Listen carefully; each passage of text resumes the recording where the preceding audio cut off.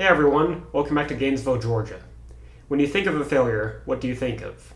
FTX, the Galaxy Note 7, yours and my own hopes and dreams? Well, put all those things to the side, because there's one thing that epitomizes the word failure more than anything else, and that thing is this. This stupid thing. Today, we're talking about the 2013 film, Foodfight. Foodfight was an animated movie from Story Arc Productions released in 2005 that featured many product icons who come to life after the supermarket closes.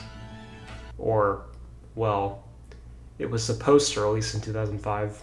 During production, several hard drives containing the film were stolen in an act of industrial espionage, with the thief never getting caught. After that, a production change and the missing of several release dates left the film in a state of limbo. In 2011, however, Story Arc's insurance company rushed the rest of the movie as cheaply as possible, with one animator stating, "The film was already ruined. They were just trying to salvage what they could." Boy, that sure is great to hear. The film would eventually release in 2013 as a straight-to-DVD release, and was immediately panned. Critics tore it apart, audiences would hate it as well, and creators like JonTron, I Hate Everything, and Nostalgia Critic would tear it apart as well.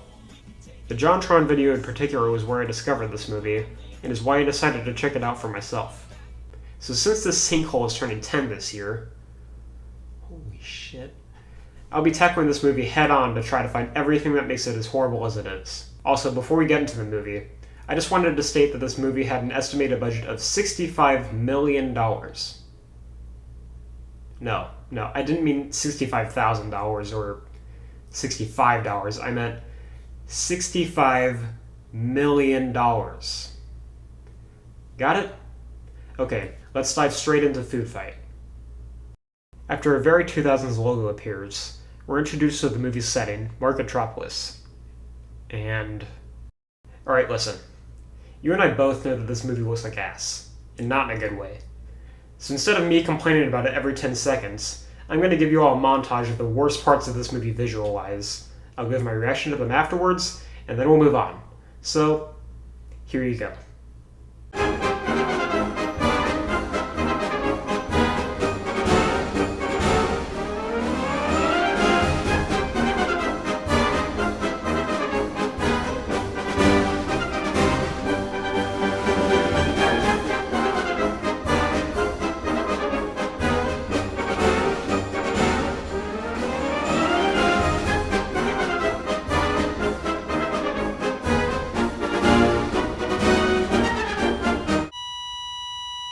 We're introduced to the store's owner, Leonard. Just closing up. Nothing much happens around here after dark. And you know that because he said that.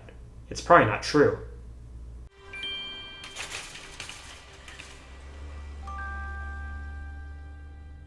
As the lights go out, the supermarket aisles turn into buildings, and the world comes to life. The characters running around are known as Ikes, short for icons. They are the mascots of their associated products, and are the embodiment of them. None of these guys on the screen are all too interesting, though. There's a bat, a dragon, this frog dude, Mr. Clean. Wait, Mr. Clean? What the Oh, that's why they forced this movie out. Contractual agreements. We then meet our main character, Dex Dog Detective, who's currently fighting the Fat Cat Burglar, who happens to be a rat. It's just you and me, Fat Cat. Now fork over the little guys and no one gets hurt. I'm gonna kill you! This is a kid's movie, right? No! Stop! You wouldn't! I just want to be loved. Is that so wrong?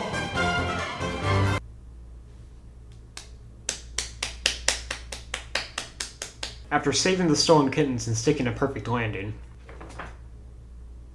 we meet Dex's partner in crime, Daredevil Dan, and also learn that Dex is planning to propose to his girlfriend, Sunshine Goodness.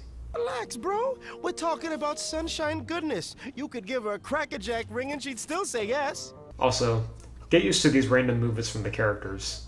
This seems to be their way of trying to make up for the animation. We then meet Sunshine herself, who's playing ball with a group of kids. Sunshine, over here! Catch it! Sunshine is the Ike for a brand of raisins, which Dex seems to love. You want some? Oh, yeah. It warms my heart the way you love my raisins, tough guy.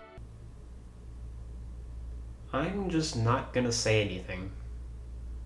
Dex then brings her on a date, and as he's about to propose, we learn about one of Daredevil Dan's main traits. He kinda sucks at flying.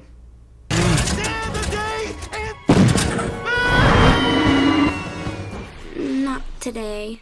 After he crashes, Sunshine decides to go and check on Dan, but leaves Dex in the dust. But after checking on Dan himself, Sunshine is nowhere to be found. I never got to ask her to walk down the aisle with me. Chill, dog. You can pop the question tomorrow night. Don't worry. It ain't like it's the last time you're ever gonna see Sunshine again. And you know that because he said that. It's probably the last time they're going to see her.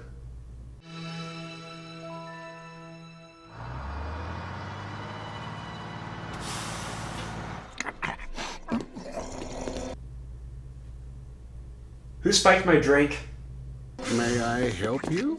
You must be Leonard. Here we have Mr. Clipboard, the representative of Brand X, and voiced by Christopher Lloyd. Yeah, I shit you not. Christopher Lloyd is in this movie, and he plays this thing. I guess we can see where the $65 million went. Brand X is a brand new line of products that is branded With Alexa. The brand is being tested at this location, and has plans to stop out all other brands in the market. We then move back to the product world, where Dex is in a deep depression because of the disappearance of Sunshine. You were having the nightmare again, weren't you? Buddy, look, I miss her too. But dude, it's been 6 months. Sunshine's gone, bro. We gotta accept it. He loves to drink milk. We also learned that Dex quit his job as a detective because of this, but now runs a club. Okay, so your detective days are over, kaput. But now, brother, you got a club to run. The two then make their own ways to the club, Dex by foot and Dan by flying. We see where this is going. Oh, mamacita! Yo, sweet cakes! Oh, nice packaging! This is a kid's movie, right? But of course, after being distracted, Dan crashes his plane in a land of gnomes. But on Dex's way to the club, he runs into an abomination of animation. You despise me, don't you? Yes. Yes, I do. We finally make our way to the Loca Banana, and we run into even more Ikes. We have Charlie Starkist, Mrs. Butterworth, the Chiquita Banana Woman, the California Raisins. Everyone is here. He loves to drink milk. But in walks a mysterious woman, who turns out to be the Ike for Brand X. She immediately goes for an advance on Dex, even though she already made one on Dan. Yo, baby! Who's your sugar daddy? Hands up. Dan then gets into a fight with another Ike, before the entire club breaks out into a fight. Foodfight! Oh, he said the thing! Dex then disperses the fight, before Lady X and Dan walk out together. What can I say? Chicks dig chocolate. Chicks think chocolate! I told you! I knew it! Well, someone's having sex tonight.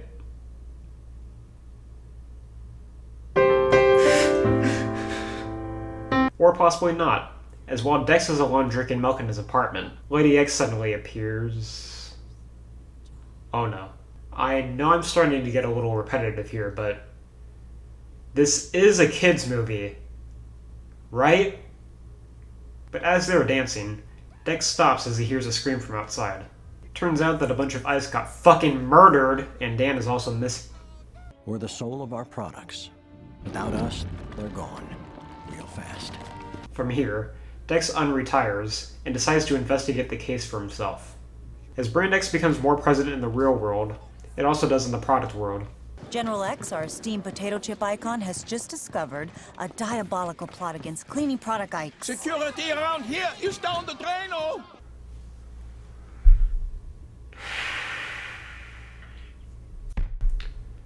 These guys are Nazis, aren't they? And who was behind this vicious plan? Kung Tofu! But I, Kung Tofu, am innocent. Now this movie is double racist. And as Brand X begins to take over leadership, we learn more about Lieutenant X. Oh, I could just kill you. That would be lots of fun. More fun than a spanking. Stereotyping. After surviving the fall from the top of the building, Cheezel the Weasel teases Dex about knowing where Dan is. Train-induced amnesia. Tricks are for kids, Cheezel. And after Dex threatens Cheezel, he spills the beans and says that Dan was headed towards the detergent aisle. Dex decides to do fuck all with this information, and heads straight for Brand X's headquarters.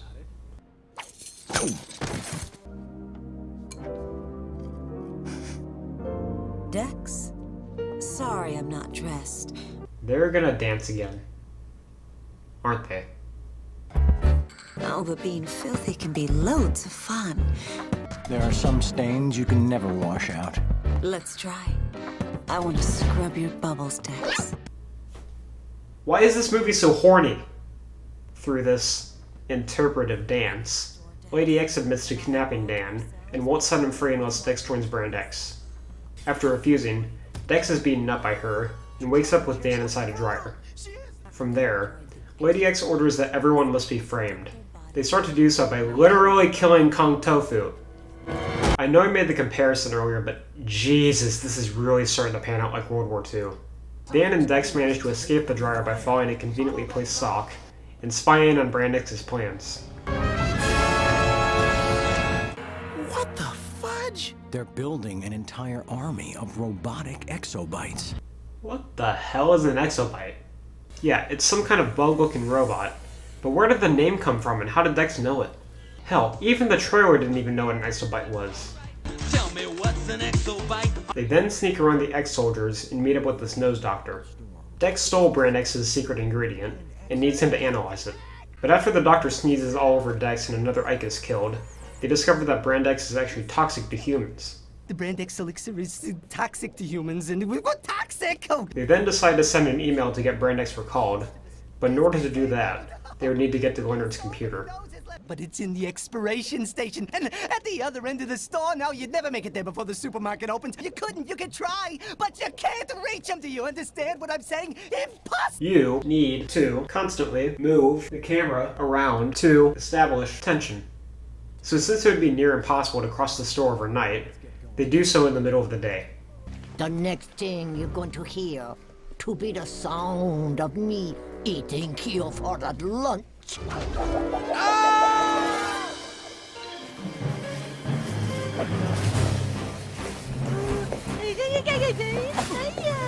No, Larry, I am not buying that for you! Oh my fucking lord, what the fuck? But after a fight with the Orc Lady, Dex swoops in and saves Dan, warns an Ike about Brand X, and lands safely in the expiration station. In the station, we meet another Ike, Vlad. Hey, back off! This dude wants to fuck the chipmunk.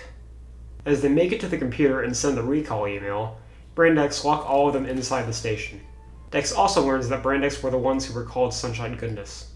Brand X ordered both the recalls. They then fly out of the vent and head straight for the Loca Banana. The club itself is being taken over by Brand X through the use of song. Brand X, it's simple and plain. Brand X, it's different but all the same. With feeling. I am not the Brand X icon. Je suis François Fromage. Why do his voice lines sound phoned in? This isn't just this version either. I've tried the free version on YouTube and my own DVD copy. And a bunch of the voice lines from now on sound exactly like this. Hefe, I knew they couldn't discontinue you. But could somebody please turn up the heat? But who's we gonna find to slid this in filthy slime? However, Dex soon arrives to save the day and begins his own song.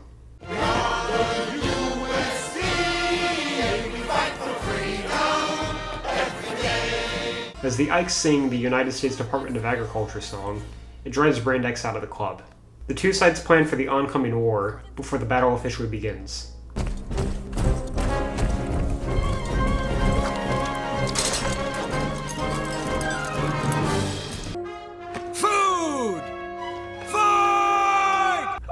He said the thing!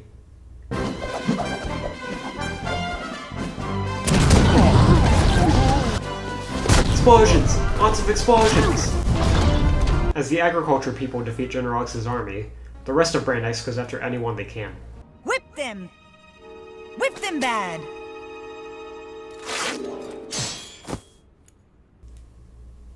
Why? Run while you can, Dex Dog Detective. For soon I'll have you sitting up and begging for mercy. Exobites fly! This is a kid's movie, right? In order to counteract the exobites, those who can fly chew bubblegum and spit it onto them to stop them from flying. But it's not enough to stop them all. Wash them all! Pudding and strudel is what I think about, Darton myself. Fry their eggs! So since the Ike's attacks aren't enough to counteract Brand X, they come up with a new plan. So their plan is to set up lightning rods in every single building except for Brand X's, cut the power lines to start a thunderstorm, hope that the lightning will only strike Brand X, and destroy the building completely. I'll hand it to them. It's original. Things are desperate though, as they have to rely on the fucking weasel to shut down the power.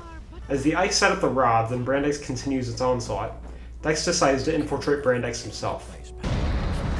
Like Sunshine always used to say, when in doubt, just do the right thing and you can't go wrong. Cheezel makes it too and shuts down the power, but is encountered by the Orc Lady. Allow me to introduce you.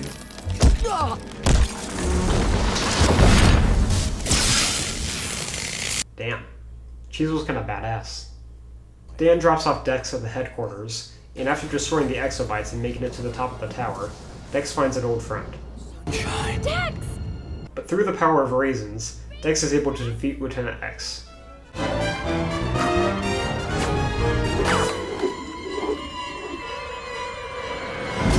Oh. Well, this isn't very much fun, is it? I think I just wet myself. It feels rather nice. Oh. Well, there it is. Dex warns that Brand X took Sunshine's essence, which is why their products were so alluring. Before the tower crumbles from all the lightning, however, Dan comes back and saves them both. The sun is shining again, baby! Woo! Look at you! Bring me anything? Give me a hug! Oh, it's so good to see you! I just knew you'd do it, Danny. But it's not over for Dex and crew, as Brand X pulls a Dark Beast. I understand. Somebody ordered a recall. But after they trip him using a string, they find that Mr. Clipboard was... a robot? A robot? Extraordinary, aren't I? They also learned that Lady X was recalled for being too ugly, and got plastic surgery to look more attractive. But how did you get in and out of the store? You're an Ike. You need to constantly move around because there's no substance in this movie! Humans! When you look like this, you can get them to do anything. Size only counts for men. This is a kid's movie, right? Tell me something. Are those melons real? What happened in this movie? I can understand adding a few adult jokes here and there to please all the audiences, but it doesn't work as well when it's like, I don't know, 20% of the movie. Lady X then beats up Dex while everyone else just stands there and watches. But Sunshine comes in to take on the bimbo herself. What? Her words, not mine. The bimbo's mine. After beating her, Lady X's plastic surgery is undone, and she's taken back to the expiration station. All I ever really wanted was you! Well, you and world domination! Frankly, my dear, I don't give a spam. The nose doctor finds a cure that brings all the Ikes back to life, and Dex is finally able to pop the question. Will you marry me? Yes, Dex. And the movie ends with Dex and Sunshine's wedding. And for one final time... He loves to drink milk. And that was Foodfight. That was ass. I mean, what else could you ask for in a movie like this? You've got horrid animation, terrible writing, horniness on the same level as your typical frat boy, not to mention the hard drives being stolen and the constant delays. Just everything about this movie is the epitome of a complete and utter failure. but I can't help but love it. Yeah, I know. This movie is nowhere even close to being good. Hell, I'd say it's the worst movie I've ever seen. But I have not laughed as hard as I did at something like this in a long time. Think of this like Tommy Wiseau's The Room, or if you want a music example, Corey Feldman's Angelic to the Core. These projects are beyond bad, but they're beloved because of it. Hell, I find this thing to be worse than the Emoji Movie, but I sure as hell get a lot more enjoyment out of this compared to that abomination. But at the end of the day, though, yeah, this thing is hideous. There's just nothing good about this outside of an ironic context.